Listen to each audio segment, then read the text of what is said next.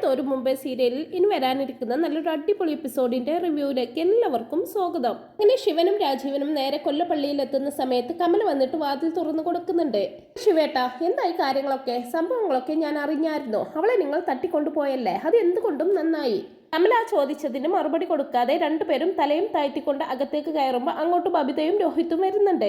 ആ സമയം ബബിത പറയുന്നുണ്ട്, എന്തൊക്കെയാണെങ്കിലും അത് വേണ്ടായിരുന്നു അങ്കിളെ, വല്ലാത്ത പണിയായിപ്പോയി. ഇനിയിപ്പോൾ അച്ഛൻ എന്തെങ്കിലുമൊക്കെ പ്രശ്നങ്ങൾ ഉണ്ടാക്കും അതിന്റെ പേരിൽ. അന്ന് തന്നെ അവളെ അവിടെ നിന്ന് ഇറക്കി വിട്ടപ്പോൾ എന്തൊക്കെ പ്രശ്നങ്ങളാണ് അച്ഛൻ ഉണ്ടാക്കിയത്?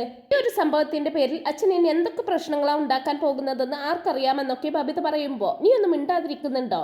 ൊക്കെയാണെങ്കിലും അങ്കിളുമാർ ചെയ്തത് വലിയൊരു കാര്യം തന്നെയാണ്. അവളുടെയൊക്കെ അഹങ്കാരത്തിന് ഇങ്ങനെയുള്ള തിരിച്ചടി തന്നെ കൊടുക്കണം. അവളെന്ന് വെച്ചാൽ ആരാ? എവിടെ നിന്നോ വലിഞ്ഞു കയറി വന്ന് നമ്മുടെ വീടിന്റെ അധികാരം പിടിച്ചെടുത്തവള്. ഏതോ ഒരു വൃത്തികെട്ട തള്ള പിഴച്ചു പ്രസവിച്ച പെണ്ണായിരിക്കും അവളെ. അങ്ങനെയുള്ള അവളെയൊന്നും നമ്മുടെ വീട്ടിൽ കുടിയിരുത്തേണ്ട ഒരു ആവശ്യവുമില്ല. എന്തായാലും നിങ്ങൾ രണ്ടുപേരും ചെയ്തത് നല്ല കാര്യം തന്നെയാണെന്നൊക്കെ രോഹിത് ഇങ്ങനെ പറയുമ്പോൾ രാജീവും ശിവനും പരസ്പരം മുഖത്തോട് മുഖം ഇങ്ങനെ നോക്കുവാണ്. കാരണം അലീനയെ രക്ഷിച്ചതും അതിനുശേഷമുണ്ടായ സംഭവങ്ങളൊന്നും കമലയും കുട്ടികളും അറിഞ്ഞിട്ടില്ല. അവരിങ്ങനെ ഒന്നും മിണ്ടാതിരിക്കുന്നത് കണ്ടിട്ട് കമല വീണ്ടും ചോദിക്കുന്നുണ്ട്, അല്ല എന്നിട്ടിപ്പോ അവളെവിടെ? അവളിപ്പോഴും നിങ്ങളുടെ കസ്റ്റഡിയിൽ തന്നെയാണോ? അങ്ങനെയാണെങ്കിലേ അവളെ കൊണ്ടുപോയി ഏതെങ്കിലും പൊട്ടക്കിണറ്റിൽ താഴ്ത്ത്. അതായിരിക്കും ഇനി എല്ലാവർക്കും നല്ലത്. രോഹിത്തും പറയുന്നുണ്ട്, അതെ, അത് തന്നെയാണ് വേണ്ടത്. അവളെ കൊന്നു കളയണം. അവളെ പോലെ ഒരുത്തിയൊന്നും ഇനി പുറം ലോകം കാണരുത്. അവളുടെയും അച്ഛൻ്റെയും അഹങ്കാരം അതോടുകൂടി തീരുമല്ലോ എന്നൊക്കെ പറയുമ്പോൾ രാജീവൻ പറയുന്നുണ്ട്, ഇനി അതൊന്നും നടക്കില്ല. അവൾ ഇരിക്കുന്ന സ്ഥലം ബാലചന്ദ്രൻ കണ്ടുപിടിച്ചു. കണ്ടുപിടിച്ചെന്നോ? എന്തൊക്കെയാ നിങ്ങൾ ഈ പറയുന്നത്? അത്രയ്ക്കും സുരക്ഷിതമായിട്ടുള്ള സ്ഥലത്താണോ നിങ്ങൾ അവളെ ഒളിപ്പിച്ചു വെച്ചത്? ഒറ്റ രാത്രി കൊണ്ട് അച്ഛൻ അവളെ കണ്ടുപിടിക്കാൻ മാത്രമെന്നൊക്കെ പറയുമ്പോൾ ശിവൻ പറയുന്നുണ്ട്, ഞങ്ങൾ രണ്ടുപേരും കുറച്ച് ടയേർഡാണ്, ഞങ്ങൾക്കൊന്ന് കിടക്കണം. അപ്പോഴേക്കും ബബിത ചോദിക്കുന്നുണ്ട്, എന്താ അങ്കിളെ സംഭവിച്ചത്? നിങ്ങളുടെ പെരുമാറ്റം കണ്ടിട്ട് അത്ര പന്തിയായിട്ടൊന്നും തോന്നുന്നില്ലല്ലോ. അച്ഛൻ നിങ്ങളെ അടിക്കുകയോ മറ്റോ ചെയ്തോ എന്നൊക്കെ ചോദിക്കുമ്പോൾ അങ്ങനെയൊന്നുമില്ല, ഞങ്ങൾ എന്തായാലും ഒന്ന് കിടക്കട്ടെ എന്ന് പറഞ്ഞുകൊണ്ട് രണ്ടുപേരും കൂടി മുകളിലേക്ക് കയറി പോവുകയാണ്. സമയം കമൽ അങ്ങനെ സ്വയം പറയാണ്, എന്തോ പ്രശ്നമുണ്ടല്ലോ, രണ്ടുപേരുടെയും മുഖം കണ്ടിട്ട് തല്ല് കിട്ടിയിട്ടുണ്ടെന്നാ തോന്നുന്നത്. ഞാൻ എന്തായാലും അകത്തോട്ട് ചെല്ലട്ടെ എന്ന് പറഞ്ഞുകൊണ്ട് കമല ശിവേട്ടന്റെ അടുത്തേക്ക് ചെല്ലുവാണ്. സമയം ബബിത പറയുന്നുണ്ട്, ഞാൻ ആദ്യമേ പറഞ്ഞതല്ലേ, വെറുതെ ആവശ്യമില്ലാത്ത പ്രശ്നങ്ങൾക്കൊന്നും നിൽക്കണ്ടെന്ന്. അച്ഛൻ അറിഞ്ഞാൽ എന്തൊക്കെ ചെയ്തു കൂട്ടുമെന്ന് നമുക്ക് അറിയാൻ പാടില്ലാത്തതൊന്നുമല്ലല്ലോ. അച്ഛൻ ഇപ്പോൾ ഒരു തരം ഭ്രാന്ത് പിടിച്ച അവസ്ഥയിലാണ്. ആ അലീനയ്ക്ക് വേണ്ടി ഏതറ്റം വരെയും പോകും അച്ഛൻ. ഇപ്പോൾ അച്ഛൻ അങ്കിളുമാരെ കൈകാര്യം ചെയ്തിട്ടുണ്ടോ എന്ന് പോലും നമുക്കറിയാൻ പറ്റില്ല. നമുക്ക് കൃഷ്ണയെ ഒന്ന് വിളിച്ചു നോക്കിയാലോ? വേണ്ട, അവളൊന്നും നമ്മളോട് സത്യം പറയാൻ പോകുന്നില്ല. അവളിപ്പോഴും ആ അലീനയെ താങ്ങി നടക്കുവാണല്ലോ. അതുകൊണ്ട് നമ്മളിപ്പോൾ എന്ത് പറഞ്ഞാലും അവൾ അത് കേൾക്കാൻ പോകുന്നില്ല. നമ്മൾ എന്ത് പറഞ്ഞാലും അത് അപ്പാടെ അവൾ അച്ഛന്റെ ചെവിയിൽ എത്തിച്ചിരിക്കുമെന്നൊക്കെ പറയുന്നുണ്ട് രോഹിത്ത്. അത് പറഞ്ഞ് രോഹിത്ത് അവിടെ നിന്നങ്ങ് എണീറ്റ് പോകും. ബബിതയും തന്റെ ഫോണും എടുത്ത് അവിടെ നിന്നങ്ങ് പോകുന്നുണ്ട്. സമയം കമല ശിവേട്ടനോട് സംസാരിക്കുവാണ്, എന്താ നിങ്ങൾക്ക് പറ്റിയത്? അവളെ തട്ടിക്കൊണ്ടുപോയി എന്നൊക്കെ കേട്ടപ്പോൾ ഞാൻ ഒത്തിരി അങ്ങ് സന്തോഷിച്ചതാ. അവളെ ഏതെങ്കിലും പൊട്ടക്കിണറ്റിൽ കൊണ്ടുപോയി താഴ്ത്താമെന്നാ ഓർത്തത്. എന്നിട്ടിപ്പോൾ ഇത്ര പെട്ടെന്ന് ബാലചന്ദ്രൻ അവളെ കണ്ടുപിടിച്ചു എന്ന് പറഞ്ഞാൽ എനിക്കത് അങ്ങോട്ട് വിശ്വസിക്കാൻ പറ്റുന്നില്ലെന്നേ. ഇത് ശരിക്കും സംഭവിച്ചത് ശിവേട്ട എന്നൊക്കെ ചോദിക്കുന്നുണ്ട് കമല. അതിനെക്കുറിച്ചൊന്നും കൂടുതൽ പറയാതിരിക്കുക നല്ലത്. പിന്നെ നമ്മളിപ്പോൾ ഇനി ആ കൊച്ചിനെ അങ്ങനെ ദ്രോഹിക്കാനൊന്നും പോകണ്ടെന്നാ എൻ്റെ അഭിപ്രായം. നമ്മൾ അതിലൊന്നും ഇനി കയറി ഇടപെടണ്ട എന്നാണ് എൻ്റെ അഭിപ്രായം. അവരായി അവരുടെ പാടായി. അവര് വിവാഹത്തിന് മുമ്പ് ജനിച്ച ഒരു കുട്ടിയല്ലേ. വിവാഹത്തിനു ശേഷം വൈജയെ ചതിച്ചിട്ടൊന്നുമില്ലല്ലോ ബാലചന്ദ്രൻ. അടങ്ങി ഒതുങ്ങി ജീവിച്ചിട്ടല്ലേ ഉള്ളൂ. അവളാണെങ്കിൽ അമ്മയില്ലാത്തൊരു കൊച്ചും. അതുകൊണ്ടൊക്കെയല്ലേ ബാലചന്ദ്രൻ അവളെ ഏറ്റെടുത്തത്. എന്തെങ്കിലുമൊക്കെ ചെയ്യട്ടെ, നമ്മളിനി അതിന്റെ പിന്നാലെ പോകണ്ട. നമ്മൾ അതിന്റെ പിന്നാലെ പോകണ്ടെന്നോ? ശിവേട്ടൻ എന്ത് വർത്താനമായി പറയുന്നത്? അയാൾക്ക് വിവാഹത്തിന് മുമ്പ് ഒരു ബന്ധമുണ്ടായിട്ട് അത് ആരോട് പറയാതെ മറച്ചു വെച്ചല്ലേ നിങ്ങളുടെ പെങ്ങളെ വിവാഹം കഴിച്ചത്? ഇല്ല, ഇനിയിപ്പോൾ വൈജ ഹോസ്പിറ്റലിൽ നിന്നും ഡിസ്ചാർജ് ആയാൽ അങ്ങോട്ട് പോകുമെന്ന് നിങ്ങൾക്ക് ഉറപ്പുണ്ടോ? അവളുള്ള വീട്ടിലേക്ക് വൈജ ഒരിക്കലും പോകില്ല. വൈജയെ ഇങ്ങോട്ട് കൊണ്ടുവരേണ്ടി വരും. അതാണ് സംഭവിക്കാൻ പോകുന്നത്. അല്ലേ? നീ കൂടുതലൊന്നും പറയണ്ട. ഇതേ അവളുടെ വീടാണ്. അവൾ ഇങ്ങോട്ട് വരാനാണ് താല്പര്യം കാണിക്കുന്നതെങ്കിൽ ഇവിടെ കൊണ്ടുവന്ന് അവളെ നോക്കേണ്ടി വരും. പിന്നെ എനിക്കതല്ലേ പണി. പെങ്ങളെ സ്വന്തമായിട്ട് അങ്ങ് നോക്കിയാൽ മതി. എന്നെ കൊണ്ടൊന്നിനും വയ്യ. അല്ലെങ്കിൽ തന്നെ നിങ്ങളുടെ അമ്മയെ നോക്കുന്ന പാട് എനിക്ക് നന്നായിട്ട് അറിയാം. കമലേ, നിനക്ക് വായടച്ച് മിണ്ടാതിരിക്കുന്നതാ നല്ലത്. എന്തെങ്കിലും പറഞ്ഞാൽ ഞാനും എന്തെങ്കിലുമൊക്കെ തിരിച്ചു പറഞ്ഞു പോകും. ആകെ ഭ്രാന്ത് പിടിച്ചൊരവസ്ഥയിൽ ഇരിക്കുവോ ഞാൻ. ഇതിന്റെ കൂടെ നീയും കൂടി എന്നെ ഭ്രാന്ത് പിടിപ്പിക്കല്ലേ എന്നൊക്കെ പറഞ്ഞുകൊണ്ട് ശിവൻ കമലയോട് ദേഷ്യപ്പെടുന്നുണ്ട്. ഈ ബഹളമൊക്കെ കേട്ടിട്ട് മുത്തശ്ശി കമലയെ വിളിക്കുന്നുണ്ട്. എന്താ കമലേ, എന്താ അവിടെ പ്രശ്നമെന്നൊക്കെ ചോദിക്കുമ്പോൾ അത് പിന്നെ അമ്മേ, അവളുണ്ടല്ലോ അലീന, അവളെ ശിവേട്ടനും രാജീവും കൂടി തട്ടിക്കൊണ്ടുപോയതായിരുന്നു എന്നൊക്കെ പറഞ്ഞായിരുന്നു. ഇപ്പോഴേ അവളെ ബാലചന്ദ്രൻ കണ്ടുപിടിച്ചെന്ന് ഞാൻ അതിനെക്കുറിച്ച് ചോദിച്ചപ്പോൾ ശിവേട്ടൻ എൻ്റെ നേരെ ഒരു ചാട്ടം. തട്ടിക്കൊണ്ടുപോയെന്നോ? ആ പെൺകൊച്ചിനെയോ? എന്തിനെന്നൊക്കെ ചോദിക്കുമ്പോൾ എന്തിനെന്ന് അമ്മയ്ക്ക് മനസ്സിലായില്ലേ? അമ്മയുടെ മോളുടെ ജീവിതം തകരാതിരിക്കാൻ വേണ്ടിയിട്ട് കൊണ്ടുപോയിട്ട് എന്തായി? ബാലചന്ദ്രൻ അവളെ പുഷ്പം പോലെ കണ്ടുപിടിച്ച് രക്ഷിച്ചുകൊണ്ട് പോകുന്നില്ലേ?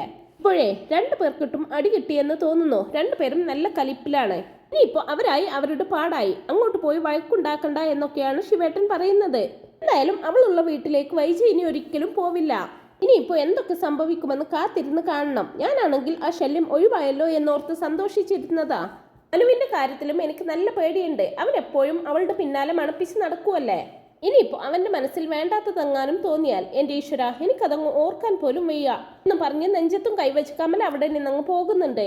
എൻ്റെ ഈശ്വര, ഞാൻ ഇനി ഈ ജന്മത്തിൽ എന്തൊക്കെ കാണണം, എന്തൊക്കെ അനുഭവിക്കണം. പണ്ടാണെങ്കിൽ എനിക്കൊരു തുണയെങ്കിലും ഉണ്ടായിരുന്നു, ആരെങ്കിലൊക്കെ ഒന്ന് പറയാനായിട്ട്. ഇപ്പൊ ഞാൻ എൻ്റെ വിഷമങ്ങൾ ആരോട് പറയുമെന്നൊക്കെ പറഞ്ഞ് മുത്തശ്ശിയാണെങ്കിലും സങ്കടപ്പെട്ടിങ്ങനെ ഇരിക്കുവാണ് കേട്ടോ.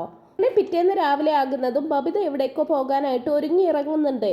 സമയം ശിവൻ അവളോട് ചോദിക്കുന്നുണ്ട്, അല്ല മോളിതെങ്ങോട്ടാ? തിരിച്ച് വീട്ടിലേക്ക് പോവുകയാണോ എന്നൊക്കെ ചോദിക്കുമ്പോൾ, അല്ലങ്കിള്, ഇന്നും നാളെയും ഒക്കെ എനിക്ക് ലീവാണ്. അപ്പൊ ആ സമയത്ത് ഹോസ്പിറ്റലിൽ പോയി അമ്മയുടെ കൂടെ നിൽക്കാമെന്ന് വിചാരിച്ചു. നമുക്ക് എന്തായാലും ഞങ്ങളെ കാണുമ്പോൾ ഒരു സന്തോഷമാവുമല്ലോ എന്നൊക്കെ പറയുമ്പോൾ ശിവൻ പറയുന്നുണ്ട്, അത് വേണ്ട, നമ്മുടെ അലീനയാ നിൽക്കുന്നത്. അലീനയോ? അവൾ ആരാ എൻ്റെ അമ്മയുടെ കൂടെ നിൽക്കാൻ? നിങ്ങളിന് പറയാൻ പാടില്ലായിരുന്നോ? അവളെ അമ്മയുടെ ബൈസ്റ്റാൻഡറായിട്ട് നിർത്താൻ പാടില്ലെന്ന്, പിടിച്ചിറക്കി വിടാൻ പാടില്ലായിരുന്നോ എന്നൊക്കെ പറയുന്നുണ്ട് ബബിത. സമയം അവിടേക്ക് വന്ന് കമലയും പറയുന്നുണ്ട്, അത് ശരിയാണല്ലോ ശിവേട്ട, നിങ്ങൾ എന്തിനാ ബാലചന്ദ്രന്റെ താളത്തിനൊത്ത് തുള്ളുന്നത് എന്നാണ് എനിക്ക് മനസ്സിലാവാത്തത്. അവളെ ഒരു കാരണവശാലും അവിടെ നിർത്തരുത് എന്നാണ് എൻ്റെ അഭിപ്രായം. വൈചയ്ക്കും അതൊട്ടും ഇഷ്ടമാവുന്നുണ്ടാവില്ല. രാത്രി അവിടെ സുലുവാണല്ലോ നിൽക്കുന്നത്, പിന്നെന്തിനാ പകല് മാത്രമായിട്ട് അവളെ അവിടെ നിർത്തുന്നത്? നമുക്കാർക്കെങ്കിലും പോയാൽ പോരെ? അല്ലെങ്കിൽ തന്നെ വൈജയുടെ സ്വന്തം മക്കളില്ലേ ഇവിടെ, അവർക്കല്ലേ വൈജയെ നോക്കേണ്ട കടമ എന്നൊക്കെ പറയുന്നുണ്ട് കമല.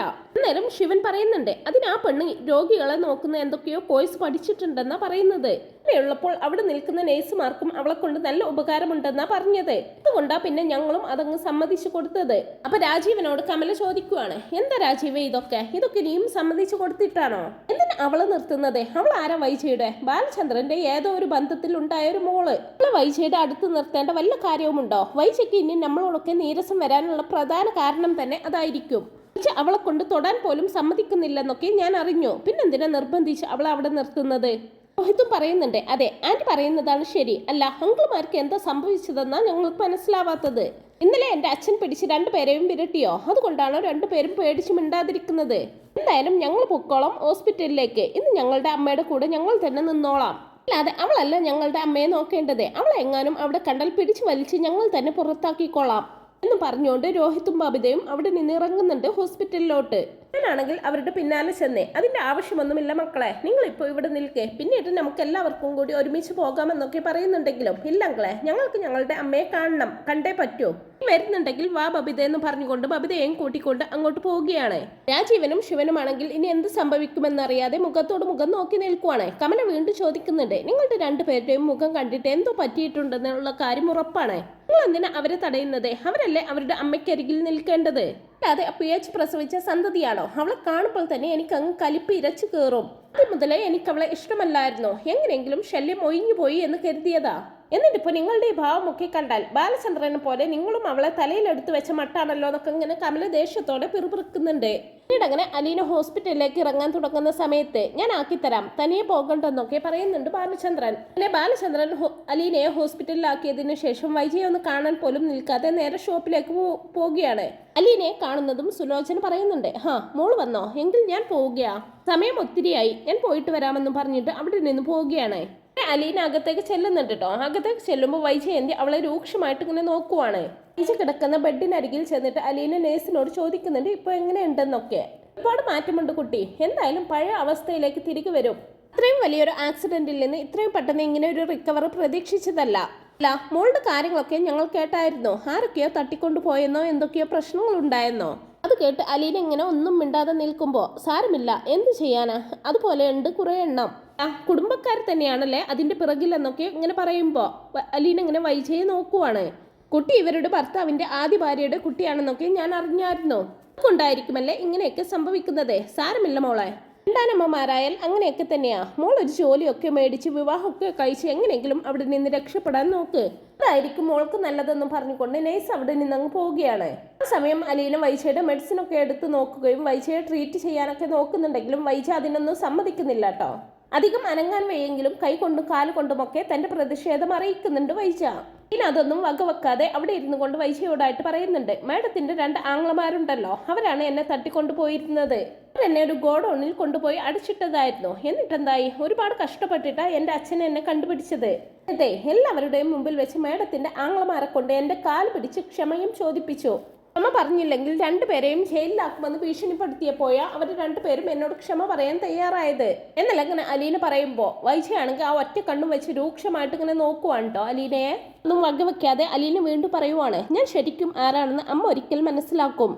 അന്ന് പക്ഷേ ഞാൻ അമ്മയുടെ കൂടെ ഉണ്ടാവണമെന്നില്ല. അന്ന് അമ്മ ഇതിനെല്ലാം പശ്ചാത്തപിക്കും. ആ ഒരു ദിവസത്തിന് വേണ്ടി ഞാൻ കാത്തിരിക്കുവാണെന്നൊക്കെ പറയുവാണ് അലീന. അത് പറഞ്ഞ് അലീന അവിടെ നിന്നങ്ങ് എണീറ്റ് പോയി ആ മരുന്നുകളൊക്കെ ഇങ്ങനെ അടുക്കി വെക്കുവാണ്. ആ സമയത്താണ് രോഹിത്തും ബബിതയും കൂടി അവിടേക്ക് എത്തുന്നത്. നേരെ വൈജയുടെ മുറിയിലേക്ക് വരുവാണ്. ബബിത അമ്മയെന്നും വിളിച്ചുകൊണ്ട് അമ്മയുടെ അരികിലേക്ക് വരുന്നുണ്ട്. രോഹിത്തും അങ്ങോട്ട് ചെല്ലുന്നുണ്ട്. അവർ അമ്മയെ ഒരു നിമിഷം നോക്കിയതിനു ശേഷം അലീനയെ ഇങ്ങനെ തറപ്പിച്ച് നോക്കുവാണ് കേട്ടോ. ഇത് പറയുന്നുണ്ട്, അമ്മയ്ക്കിപ്പോൾ എങ്ങനെയുണ്ട് അമ്മേ? ഇന്ന് അമ്മയുടെ കൂടെ ഞാനാ നിൽക്കുന്നത്. സമയം അലീന പറയുവാണ്, അയ്യോ അതൊന്നും വേണ്ട, നിങ്ങൾക്ക് കോളേജിലേക്ക് പോകണ്ടേ? കോളേജിലേക്ക് പോയിക്കോ, ഇന്നിവിടെ ബൈസ്റ്റാൻഡറായിട്ട് ഞാനാ നിൽക്കുന്നത്. നിന്റെ സേവനം തൽക്കാലം ഇവിടെ ആവശ്യമില്ല. ഇപ്പൊ ഇവിടെ അമ്മയുടെ സ്വന്തം മക്കളായ ഞങ്ങൾ ഇവിടെ ഉണ്ട്. ഏതാണ് ആർക്കാണ് ഉണ്ടായതെന്ന് പോലും നിനക്ക് പോലും അറിയില്ല. എന്നിട്ടാണോ നീ എന്റെ അമ്മയെ പരിചരിക്കാൻ വന്നേക്കുന്നത് എന്നൊക്കെ രോഹിത് ഒരു പുച്ഛത്തോടെ പറയുന്നുണ്ട്. നേരം അലീന പറയുവാണ്, അതൊന്നും നിങ്ങളെ ബോധിപ്പിക്കേണ്ട കാര്യം എനിക്കില്ല. മേഡത്തിന്റെ ഭർത്താവ്, അതായത് എന്റെ അച്ഛനെ ഞാൻ കാര്യങ്ങളൊക്കെ ബോധിപ്പിച്ചിട്ടുണ്ട്. അച്ഛനാണ് എന്നോട് ഇവിടെ നിൽക്കാൻ പറഞ്ഞത്. അതുകൊണ്ട് തന്നെ ഞാൻ ഇവിടെ നിൽക്കുകയും ചെയ്യും. അതിനെനിക്ക് നിങ്ങളുടെ ആരുടെയും അനുവാദം ആവശ്യമില്ലെന്നൊക്കെ പറയുവാണ് അലീന. ഈ കൂടുതൽ വിളച്ചിലെടുക്കാതെ മര്യാദയ്ക്ക് ഇവിടെ നിന്ന് ഇറങ്ങി പോകുന്നതാണ് നിനക്ക് നല്ലത്. എന്നെ ഇതുപോലെ സഹിക്കേണ്ട കാര്യമൊന്നും ഞങ്ങൾക്കില്ല. ഏതൊരു വൃത്തികെട്ട സ്ത്രീക്ക് പിഴച്ചു പ്രസവിച്ച സന്തതിയല്ലേടി നീ. നിന്റെ സ്വഭാവവും ഏറെക്കുറെ അത് തന്നെയായിരിക്കും. ഉള്ള നീ ഞങ്ങളെ അനുസരണ പഠിപ്പിക്കാൻ വരണ്ട. മര്യാദയ്ക്ക് ഇവിടെ നിന്ന് ഇറങ്ങിപ്പോടി എന്നൊക്കെ പറഞ്ഞ് രോഹിത് ഒച്ച ഉയർത്തുമ്പോ നെയ്സ് അവിടേക്ക് വരുന്നുണ്ട്. എന്താ ഇവിടെ ഒച്ചയും ബഹളവും ഒക്കെ? ഇതൊരു ഹോസ്പിറ്റലാണെന്ന് അറിഞ്ഞൂടെ? ഇത്രയും സീരിയസ് കണ്ടീഷനിൽ കിടക്കുന്ന ഒരു പേഷ്യന്റിന്റെ മുമ്പിൽ വെച്ചാണോ ഇങ്ങനെയൊക്കെ ബഹളം വെക്കുന്നത്? വെറുതെ പേഷ്യന്റിനെ ശല്യപ്പെടുത്താതെ 2 പേരും ഇവിടെ നിന്ന് ഇറങ്ങിക്കേ എന്നൊക്കെ പറയുമ്പോ ഇത് പറയുന്നുണ്ട്, അത് പിന്നെ ഞാനിവിടെ ബൈസ്റ്റാൻഡറായിട്ട് നിൽക്കാൻ വന്നതാ. എൻ്റെ അമ്മയുടെ കൂടെ ഇന്ന് മൊത്തം ഞാനാ ഇവിടെ നിൽക്കുന്നതെന്നൊക്കെ പറയുമ്പോ അത് പറ്റില്ല. പേഷ്യന്റിന്റെ കൂടെ ആരും നിൽക്കുന്നതെന്നൊക്കെ നേരത്തെ രജിസ്റ്റർ ചെയ്ത് എഴുതി വെക്കണം. കുട്ടിയാണ് ഇപ്പോൾ ഇവിടെ നിൽക്കുന്നതെന്ന് എഴുതി ഒപ്പുവെച്ച് തന്നിട്ടാണ് നേരത്തെ നിന്നിരുന്ന ആള് പോയത്. അതുപോലെ തന്നെ ഈ കുട്ടി തിരിച്ചു പോകുമ്പോഴും അതുപോലെ തന്നെ ചെയ്യണം. ഈ ഹോസ്പിറ്റലിന്റെ റൂളാ. അതുകൊണ്ട് തന്നെ ഇവിടെ വേറെ ആർക്കും നിൽക്കാൻ പറ്റില്ല. 5 മിനിറ്റിൽ കൂടുതൽ സന്ദർശകരെയും അനുവദിക്കുന്നതല്ല. ഇപ്പൊ നിങ്ങൾ വന്നിട്ട് 5 മിനിറ്റ് ആയില്ലേ, മതി, 2 പേരും ഇറങ്ങിക്കേ എല്ലാം പറയുമ്പോ അതൊന്നും പറ്റില്ല. ഇവളിവിടെ നിൽക്കാൻ പറ്റില്ല. ഇവളെ എന്റെ അച്ഛന് ഏതോ ഒരു സ്ത്രീയിൽ പിഴച്ചുണ്ടായ മോളാ. അതുകൊണ്ട് തന്നെ ഇവളിവിടെ നിൽക്കാൻ ഞങ്ങൾ സമ്മതിക്കില്ല. എൻ്റെ സ്വന്തം സിസ്റ്ററുണ്ട് ഇവിടെ, അവൾ നോക്കിക്കൊള്ളും അമ്മയെ. അമ്മയുടെ സ്വന്തം മക്കളെ ഞങ്ങളാ, അല്ലാതെ ഇവളെ പോലെ നാശം പിടിച്ചവളല്ല. നിങ്ങളോടല്ല, ഇവളോടാണ് ഇവിടെ നിന്ന് ഇറങ്ങി പോവാൻ നിങ്ങൾ പറയേണ്ടതെന്നൊക്കെ പറയുമ്പോൾ നെയ്സ് പറയുന്നുണ്ട്, നിങ്ങളുടെ കുടുംബകാര്യ, അതൊന്നും എനിക്കറിയേണ്ട കാര്യമില്ല. ഹോസ്പിറ്റൽ എന്ന് പറയുമ്പോൾ കുറച്ച് റൂളുകളൊക്കെ ഉണ്ട്, അതനുസരിക്കാനേ എനിക്ക് പറ്റുള്ളൂ. അലീനയാണ് ഇന്നത്തെ ഇവരുടെ ബൈസ്റ്റാൻഡർ. നിങ്ങൾക്ക് നിൽക്കണമായിരുന്നെങ്കിൽ നേരത്തെ വന്ന് രജിസ്റ്ററിൽ ഒപ്പുവെക്കണമായിരുന്നു. ഇപ്പൊ എന്തായാലും നിങ്ങൾക്ക് നിൽക്കാൻ പറ്റില്ല. ഈ കുട്ടിയുടെ ഡ്യൂട്ടി കഴിഞ്ഞ് വൈകുന്നേരം വേണമെങ്കിൽ നിൽക്കാം. ദയവ് ചെയ്ത് നിങ്ങൾ പുറത്തേക്ക് പോയിക്കേ, അല്ലെങ്കിൽ എനിക്ക് സെക്യൂരിറ്റിയെ വിളിക്കേണ്ടി വരും. എല്ലാം പറയുമ്പോഴേക്കും ബബിതയും രോഹിത്തും അലീനയെ രൂക്ഷമായിട്ട് നോക്കിക്കൊണ്ട് അവിടെ നിന്നങ്ങ് പോവുകയാണ്. പിന്നെ ബബിതയും രോഹിത്തും ഹോസ്പിറ്റലിൽ നിന്നും പുറത്തേക്ക് ഇറങ്ങുന്ന സമയത്ത് ഗംഗേട്ടനുണ്ടാവും കേട്ടോ അവിടെ. എന്തായി നിങ്ങൾ അകത്ത് ചെന്നിട്ട് അമ്മയെ കണ്ടോന്നൊക്കെ ചോദിക്കുന്നുണ്ട് അവരോട്. കണ്ടു, പക്ഷെ കൂടുതൽ സമയം അവിടെ നിൽക്കാൻ നേഴ്സ് ഞങ്ങളെ സമ്മതിച്ചില്ല. ഇന്ന് അമ്മയുടെ കൂടെ നിൽക്കാമെന്ന് കരുതിയാ വന്നത്, പക്ഷെ അവൾ എല്ലാ അധികാരവും പിടിച്ചെടുത്തതുപോലെയല്ലേ നിൽക്കുന്നത്. അങ്കിൾ ഒന്ന് സ്റ്റാഫിനോട് സംസാരിക്കുവോ? ഇതെന്റെ ഒരു വാശിയാണ്. ഇന്ന് അവൾക്ക് പകരം ബബിത തന്നെ ഇവിടെ നിൽക്കണം. അവളെ എങ്ങനെയെങ്കിലും ഇവിടെ നിന്ന് വലിച്ചു പുറത്താക്കണമെന്നൊക്കെ പറയുന്നുണ്ട് രോഹിത്. രോഹിത്തിന്റെ സംസാരം കേട്ടിട്ട് ഗംഗേട്ടൻ നല്ല ദേഷ്യം വരുന്നുണ്ടെങ്കിലും ഗംഗേട്ടൻ പറയുന്നുണ്ട്, അതൊക്കെ ഹോസ്പിറ്റൽ റൂളുകളല്ലേ മോനെ, ഇതൊന്നും കാര്യമാക്കണ്ട. 2 പേരും അമ്മയെ കണ്ടല്ലോ, ഇനി തിരികെ കൊല്ലപ്പള്ളിയിലേക്ക് പോകാൻ നോക്ക്, അതാ നല്ലതെന്നൊക്കെ പറയുമ്പോ എന്താ അങ്കിളെ ഇത്? അങ്കിള് തന്നെയാണോ ഇങ്ങനെയൊക്കെ പറയുന്നത്? എല്ലായിടത്തും ഇത്രയും സ്വാധീനമുള്ള ഒരാളല്ലേ അങ്കിള്. അവൾക്ക് പകരം ബബിതയെ അവിടെ നിർത്താൻ അങ്കിളിന് വലിയ പാടൊന്നുമില്ലല്ലോ എന്നൊക്കെ പറയുമ്പോ ഇതൊരു ഹോസ്പിറ്റലല്ലേ, മാത്രമല്ല വൈജയെ നോക്കേണ്ട കടമ അവരുടേതാണ്. മാർക്കൊക്കെ ഇഷ്ടം അലീന അവരുടെ കൂടെ നിൽക്കുന്നതാണ്, അവർക്കതാണ് കംഫർട്ടും. പിന്നെ നമ്മളായിട്ട് വെറുതെ ഒരു പ്രശ്നം ഉണ്ടാക്കണോ? രണ്ടും എന്തായാലും ഇനി അധിക സമയം ഇവിടെ നിൽക്കണ്ട, കൊല്ലപ്പള്ളിയിലേക്ക് പൊക്കോ എന്നൊക്കെ പറഞ്ഞുകൊണ്ട് അവരവിടെ നിന്ന് പറഞ്ഞു വിടാനൊക്കെ നോക്കുന്നുണ്ട് ഗംഗാധരൻ. അവരൊന്നും പറഞ്ഞിട്ട് ഒരു കാര്യവുമില്ലെന്ന് മനസ്സിലാകുന്ന അവർ രണ്ടുപേരും നിരാശയോടെ നേരെ കൊല്ലപ്പള്ളിയിലേക്ക് തന്നെ തിരിച്ചു പോകുന്നുണ്ട്. ഇവിടെ ചെന്നിട്ട് രോഹിത് നേരെ ദേഷ്യത്തോടെ തന്റെ ബാഗൊക്കെ എടുത്ത് വലിച്ചെറിയുന്നത് കണ്ടിട്ട് കമൽ ചോദിക്കുന്നുണ്ട്, എന്താടാ ഇത്, എന്ത് പറ്റി നിനക്ക്? നിങ്ങൾ ഹോസ്പിറ്റലിൽ നിൽക്കാൻ പോയതല്ലേ? പറ്റാനാ? ഹോസ്പിറ്റലിൽ ചെന്നിട്ട് ഞങ്ങൾ ആകെ നാണം കെട്ടു. അവിടെ അമ്മാവൻ എന്ന് പറയുന്ന ഒരാളുണ്ടല്ലോ, അയാൾ പോലും ഞങ്ങളോട് പറഞ്ഞു ഞങ്ങളോട് അവിടെ നിന്ന് ഇറങ്ങിപ്പോകാനോ? എന്താ മോളെ, എന്താ പ്രശ്നമെന്നൊക്കെ ചോദിക്കുമ്പോ ബബിത അവിടെ നടന്ന സംഭവങ്ങളൊക്കെ പറയുന്നുണ്ട് കമലയുടെ അടുത്ത്. ആന്റി, അങ്കിൾമാർക്കൊക്കെ എന്താ സംഭവിച്ചതെന്നാ എനിക്ക് മനസ്സിലാവാത്തത്. ഇപ്പൊ അലീനയുടെ പേര് കേൾക്കുമ്പോൾ എന്ത് സോഫ്റ്റ് ആയിട്ടാ അവര് സംസാരിക്കുന്നത്. ഓക്കെ, അലീന എന്ന് കേൾക്കുമ്പോൾ തന്നെ എന്തൊരു ദേഷ്യമായിരുന്നു അങ്കിൾമാർക്കൊക്കെ എന്നൊക്കെ പറയുമ്പോ, അത് മക്കളെ ഞാൻ പറഞ്ഞില്ലേ, ബാലചന്ദ്രൻ എടുത്തിട്ട് കുടഞ്ഞു കാണും രണ്ടുപേരെയും. ആയിരിക്കും കാരണം, അതുകൊണ്ടാവും രണ്ടുപേരും ഒന്ന് ഒതുങ്ങിയത്. പേരും നല്ലവണ്ണം പേടിച്ച് മട്ടുണ്ട്. ഇന്നലെ വന്നിട്ട് ശരിക്കും ആഹാരം പോലും കഴിച്ചിട്ടില്ല ഒക്കെ പറഞ്ഞ ബാലചന്ദ്രൻ അവരെ പേടിപ്പിച്ച് വെച്ചിരിക്കുന്നതെന്ന് ആർക്കറിയാമെന്നൊക്കെ പറയുവാണ് കമല. അപ്പോഴേക്കും അങ്ങോട്ട് രാജീവനും ശിവനും കൂടി കയറി വരുന്നുണ്ട് കേട്ടോ. കമലയോടായിട്ട്, കമലെ ഉച്ചയൂണായില്ലേ എന്നൊക്കെ ചോദിക്കുമ്പോ, ആ എല്ലാം റെഡിയാണ് ശിവേട്ടാ, എടുക്കട്ടെ എന്നൊക്കെ ചോദിക്കുമ്പോ, ആ നീ അത് കുറച്ച് പാത്രത്തിലാക്കി തരാനോ? ആർക്കാ ശിവേട്ട എന്നൊക്കെ ചോദിക്കുമ്പോ, അത് പിന്നെ വൈജയുടെ ബൈസ്റ്റാൻഡറായിട്ട് അവിടെ അലീന നിൽക്കുവാണല്ലോ, ാണെങ്കിൽ എന്തെങ്കിലും ജ്യൂസ് ഒക്കെ കുടിക്കാൻ പറ്റുള്ളൂ. പക്ഷെ ആ കൊച്ചിന് എന്തെങ്കിലും ഭക്ഷണമൊക്കെ കഴിക്കണ്ടേ? അലീനയ്ക്ക് ഇവിടെ നിന്ന് ഫുഡ് കൊടുക്കാനോ? എന്തൊക്കെയാ ശിവേട്ടായി നിങ്ങൾ ഈ പറയുന്നത്? ഒരു ദിവസം മുമ്പല്ലേ ശിവേട്ടനും രാജീവും കൂടി അവളെ കടത്തി കൊണ്ടുപോയി കൊല്ലാനൊക്കെ നോക്കിയത്. എന്നിട്ടിപ്പോ അവൾക്ക് ഫുഡും കൊണ്ട് പോവുകയാണെന്നോ? എന്തൊരു മാറ്റമാ ശിവേട്ട ഇത്? വേറൊന്നും കൊണ്ടല്ല, എന്തൊക്കെയാണെങ്കിലും അവളെ ഇപ്പൊ നമുക്കൊരു വേലക്കാരിയെ പോലെ കണ്ടാൽ മതി. വേലക്കാരി നമ്മുടെ വൈജയെ നോക്കുവാണെങ്കിൽ നമ്മൾ ഫുഡ് കൊണ്ടുപോയി കൊടുക്കണ്ടേ? ക്യാൻറ്റീനിൽ നിന്നും വാങ്ങിക്കുന്ന ഫുഡിന് തീരെ വൃത്തിയില്ലെന്നേ. കൊണ്ടാണ് ഞാനീ പറയുന്നത്, നമുക്ക് അവൾക്ക് ഇവിടെ നിന്നുണ്ടാക്കുന്നതിൽ നിന്നും കുറച്ചങ്ങ് കൊണ്ടുപോയി കൊടുത്താൽ മതി. ആവുമ്പോൾ നന്നായിട്ട് ഫുഡ് ഉണ്ടാക്കുമല്ലോ. ഞാൻ അതിന് കാര്യമായിട്ടൊന്നും ഉണ്ടാക്കിയിട്ടില്ല. ഈ അല്ലേ കമലെ കുറച്ച് മുമ്പേ പറഞ്ഞതേ ഉച്ചക്കത്തേക്കുള്ള എല്ലാം റെഡിയായെന്ന്. അത് പിന്നെ അവൾക്ക് കൊടുക്കാനുള്ളതൊന്നും ഞാൻ ഉണ്ടാക്കിയിട്ടില്ല, അവൾക്ക് കൊടുക്കാനും പറ്റില്ല എന്നൊക്കെ പറയുമ്പോൾ, അതെന്താ കൊടുക്കാൻ പറ്റാത്തത്? പറഞ്ഞല്ലോ, വൈജയെ ശുശ്രൂഷിക്കുന്ന ഒരു വേലക്കാരി അവൾക്ക് ആഹാരം കൊണ്ടുപോയി കൊടുക്കുന്നു, അത്രയും കരുതിയാൽ മതി. അപ്പോഴേക്കും രോഹിത് പറയുവാണ്, അതൊന്നും പറ്റില്ല അങ്കിളെ. അങ്കിൾ എന്തിനാ അവളെ ഇങ്ങനെ നോക്കുന്നതെന്നാ എനിക്ക് മനസ്സിലാവാത്തത്. ഇന്നലെ മുതൽ ഞാൻ ശ്രദ്ധിക്കുക എല്ലാവരുടെയും മാറ്റം.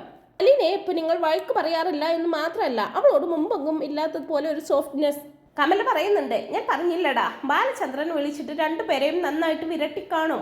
തിരിച്ചു പോകാൻ പറ്റില്ലെന്നോ മറ്റോ പറഞ്ഞു കാണും. രണ്ടുപേരും ശരിക്കും പേടിച്ചു കാണും. അതാ ഇങ്ങനെയൊക്കെ.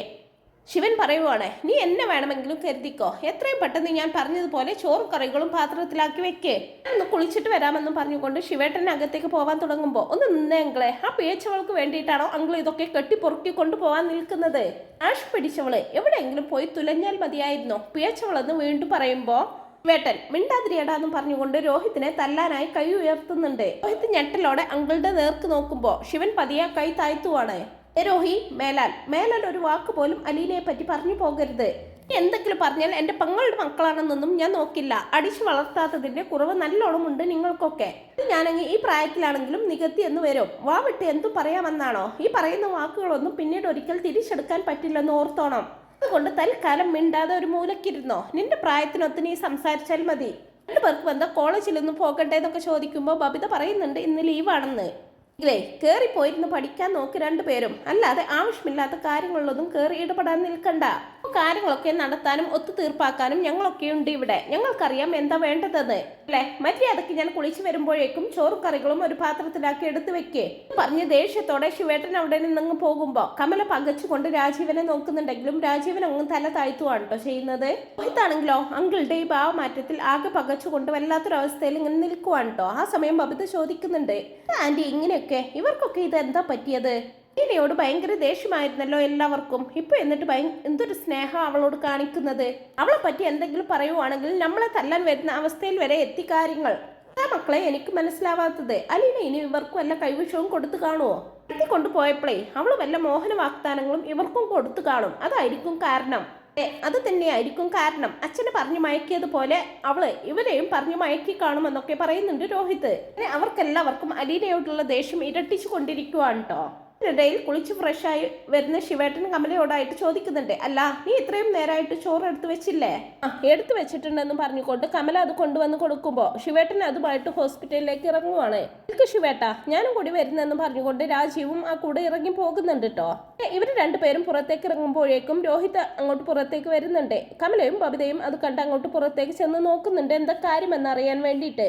ഉണ്ടാവും കേട്ടോ രോഹിത്തിന്റെ കൂടെ. അങ്ങനെ രോഹിത് ചോദിക്കുവാണ്, എന്താ അങ്കിളെ ഇപ്പൊ ഇങ്ങനെ ഒരു മനം മാറ്റം? ഇതിനെക്കുറിച്ച് എന്തെങ്കിലും പറയുമ്പോൾ സഹിക്കാൻ പോലും വയ്യാത്തത് പോലെയാണല്ലോ നിങ്ങളുടെ പെരുമാറ്റം. എന്താ അവളെ കൊണ്ടുപോയി പൂട്ടിയിട്ടപ്പോൾ അവൾ വല്ല മോഹന വാഗ്ദാനങ്ങളും തന്നോ നിങ്ങൾക്ക് എന്നെല്ലാം ചോദിക്കുമ്പോ രാജീവ് രോഹിത്തിന്റെ കരണക്കുറ്റി നോക്കി ഒരെണ്ണം പൊട്ടിക്കുന്നുണ്ട് കേട്ടോ. എന്താടാ ഇപ്പൊ പറഞ്ഞത്? മേലൽ ഇതുപോലെയുള്ള വൃത്തികേട് ഞങ്ങളോട് പറയാൻ നിൽക്കരുതേ. ഒന്നുമില്ലെങ്കിലും അങ്കിളാണെന്നുള്ള ബോധം പോലും നിനക്കില്ലേ? അമ്മാവന്മാരാണ് ഞങ്ങള്, അല്ലാതെ അലീനയെ പോലെ വീട്ടുവേലക്ക് നിർത്തിയ രണ്ടുപേരല്ല. അതുകൊണ്ട് അലീനയോട് എന്തെങ്കിലും സംസാരിക്കുന്നത് പോലെ ഞങ്ങളോട് ഇനി സംസാരിക്കാൻ വരരുത്. പിന്നെ അലീന വേലക്കാരിയാണെന്നുള്ള ചിന്തയൊക്കെ ഇനി അങ്ങ് മാറ്റി വെച്ചേക്ക്. കാര്യങ്ങളൊക്കെ നിങ്ങൾക്കും അറിയാലോ. നിങ്ങളുടെ അച്ഛന്റെ മോളാവള് എന്ന് വെച്ചാൽ നിങ്ങളുടെ സ്വന്തം ചേച്ചി തന്നെ. ഒരു റെസ്പെക്റ്റും ബഹുമാനവും ഒക്കെ ഇനി മുതൽ അവൾക്ക് കൊടുത്തേ പറ്റൂ. രണ്ടിന്റെയും മനസ്സിലുള്ള വൃത്തികെട്ട ചിന്തയൊക്കെ അങ്ങ് മാറ്റി വെച്ചേക്ക്. കണ്ടവർക്കൊക്കെ മോഹന വാഗ്ദാനങ്ങൾ കൊടുക്കുന്ന ഒരു പെൺകുട്ടിയല്ല അലീന. ഇതൊക്കെ പറഞ്ഞാലും അവള് നിങ്ങളുടെ ചോര തന്നെയാ. നിങ്ങളുടെയൊക്കെ മുമ്പേ നിങ്ങളുടെ അച്ഛനുണ്ടായ കുട്ടി. കൊണ്ട് അതിൻ്റെതായിട്ടുള്ള ഒരു റെസ്പെക്റ്റും ബഹുമാനവും ഒക്കെ അവൾക്ക് കൊടുത്തിരിക്കണം. ഇനി മേലാൽ അലീനയെ കുറിച്ച് ഇങ്ങനെ വൃത്തികെട്ട ഭാഷയിൽ എന്തെങ്കിലും പറഞ്ഞാലുണ്ടല്ലോ അത് കിട്ടാൻ പോകുന്നത് ഞങ്ങളുടെ കയ്യിൽ നിന്നായിരിക്കും. ഇത് ഓർമ്മ വേണം രണ്ടുപേർക്കും, രണ്ടല്ല 3 പേർക്കുമെന്ന് ഹരിയെ നോക്കിക്കൊണ്ടും കൂടി പറയുന്നുണ്ട് രാജീവൻ. അത് പറഞ്ഞ് അവർ വണ്ടിയിൽ കയറി പോകുമ്പോൾ ഹരി വന്ന് രോഹിത്തിനെ പിടിച്ചു കുലുക്കിക്കൊണ്ട് ചോദിക്കുവാണ്, എന്താണ് ഇതൊക്കെ? എങ്ങനെയാ ഇവരിങ്ങനെ മാറിപ്പോയത്? ഇക്കഴിഞ്ഞ ദിവസം വരെ അവളെ കൊല്ലാൻ വേണ്ടി നടന്നവരാ, ഇപ്പതേ അവൾക്ക് വേണ്ടി സപ്പോർട്ട് പിടിക്കുന്നു, നിന്നെ തല്ലുന്നു. എന്താടാ ഇതെന്നൊക്കെ ചോദിക്കുമ്പോൾ കമല പറയുന്നുണ്ട്, എന്തോ ഒന്ന് സംഭവിച്ചിട്ടുണ്ട്, അത് ഉറപ്പാണ്. ഈ പറഞ്ഞതുപോലെ നമ്മൾക്ക് ആർക്കും അറിയാത്ത എന്തൊക്കെയോ സംഭവങ്ങൾ ഇവർക്കറിയാം. അല്ലെങ്കിൽ പിന്നെ അലീനയ്ക്ക് വേണ്ടി ഇവരിങ്ങനെ സപ്പോർട്ട് പിടിക്കില്ല. അലീനയ്ക്കിപ്പോൾ ആളും ബലവും കൂടിക്കൊണ്ടിരിക്കുവാണല്ലോടാ. ഏറ്റവും അധികം അലീനയെ വെറുത്തോണ്ടിരുന്ന 2 പേരാ ഇപ്പോൾ അവൾക്ക് വേണ്ടി സംസാരിച്ച് ഇവിടെ നിന്ന് പോയത്. ഇപ്പൊ എന്ത് ചെയ്യുമെന്നൊക്കെ ഇങ്ങനെ കമല ചോദിക്കുമ്പോൾ രോഹിത് പറയുന്നുണ്ട്, ചെയ്യേണ്ടതെന്നൊക്കെ എനിക്കറിയാം. ഏത് അമ്മാവന്മാരെ അവൾക്ക് വേണ്ടി കാവൽ നിന്നാലും അവളെ ഒരു പാഠം പഠിപ്പിച്ചിട്ടേ ഞാൻ ഇനി അടങ്ങൂ എന്നൊക്കെ പറയുവാണ് രോഹിത്.